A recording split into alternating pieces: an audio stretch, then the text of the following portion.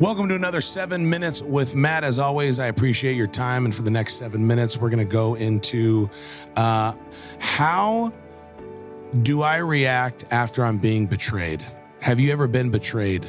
And how do I respond when somebody betrays me? I'm coming out of this book that my friend Aaron Davis gave me a couple episodes ago. You saw Aaron Davis on this podcast with Level Up. This is called Sparkling Gems from Rick Renner. I highly recommend you get this book. But I want to read a little bit out of it, and then we're going to discuss at the end. But this just nails betrayal. And how many of us have been betrayed, and how do we respond? All of us have been betrayed on some level. Here's what it says.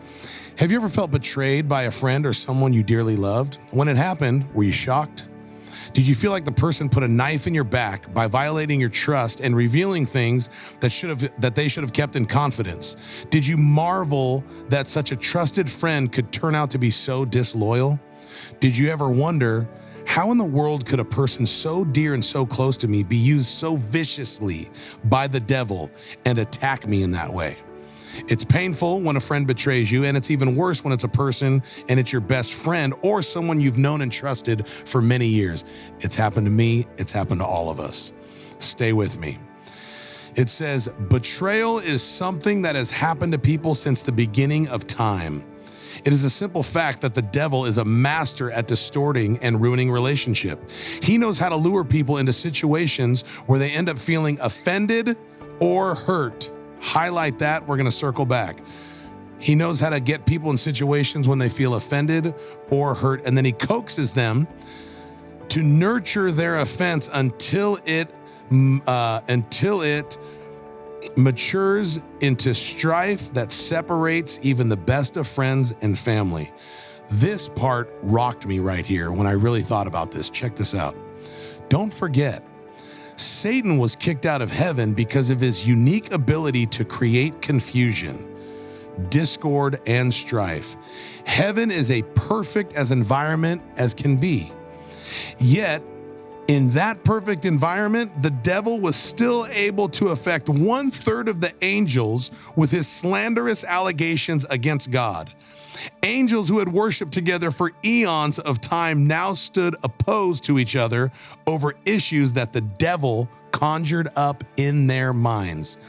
If there is strife, discord, betrayal, anger, confusion, it's never God. And it's always the devil. Always, since the beginning of time. That should tell you how clever the devil is at creating discord and strife. If the devil is persuasive enough to do it with angels, think of how much easier it is for him to deceive people who live in a far from perfect environment and who wrestle daily with their own imperfections and self-images. Friends who once stood side by side and cherished each other are now stand face to face with each other as hostile rivals. Here's what it talks about. It talks about how when Judas betrayed Jesus, which we've all heard the story. Judas was one of the 12 disciples. Jesus called him, said, "Follow me." Judas says yes. Jesus actually puts him in charge of something. And it talks about, this is so powerful, and then I'm going to tie it back to us. But it talks about the verse in John chapter 13, when the devil entered into Judas and put in the seed of betrayal. The devil entered into Judas right after Mary poured the oil on Jesus's feet and started rubbing him and bathing him in sweet oil, honoring Jesus. And Judas said, why is she doing that? She's wasting all this oil when she could sell this oil and give it to the poor. And Jesus rebuked Satan and said, dude, leave her alone.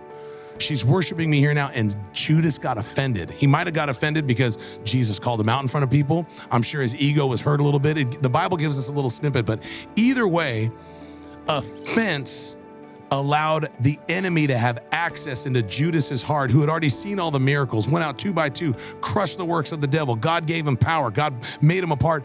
And just like the devil turned on God in heaven, Jesus turned on the Son of God on earth. How do you do that? It happens to the best of us. So if it's happened to you, don't think, why me, God? How could this happen? It's happened to everyone. And if you're the one who is the betrayer or who had done it to someone else, it happens to the best of us. I believe we're all guilty on both sides. But the word, what's crazy, it says the devil now having thrust into, so it talks about how he thrust that offense into Judas, and that's what made Judas flip on Jesus. It's happened to all of us. I can unravel so many times that it's happened to my wife and I, so many times, about 3 prominent times off the top of my head. And the number one thing that my wife and I did is we became offended. And we said, how can they do this to us? And you start keeping score in your mind, like, we did this for them, and I took care of their kids so kindly, and we took them on vacations, and we keep score in our head, and all we're doing is nurturing our offense. I'm not saying what they did is acceptable, but what I am saying is when you become offended, that's when the enemy works in you. Now, if somebody turns their back on you and offends you, and you let them go. I'm not saying keep these people who have betrayed you in your circle, but I've said this before. Just because someone acts like they're in your circle doesn't mean they're in your corner. So these people who have offended us, what we have not allowed them to do anymore is live in that offense, is continue to keep score in our mind. You do forgive them and you move forward, but they don't have the same access to us. It's kind of like forgiveness, yes, access denied. So when someone betrays you, the number one thing you could ask yourself is, have you been aware of a moment when the devil was trying to sow a seed of discord into your soul against someone that you dearly loved? Ask yourself that question. Did you know that you faced a choice? That you could either overlook what the person had done to offend you, or you could let the offense get lodged deep down inside your soul. We've been both. And did you let the devil divide you and that person that you loved, or did you win the victory by making the choice that you would not allow the devil to disrupt such an important long-term relationship? Now, again, we've been on both sides.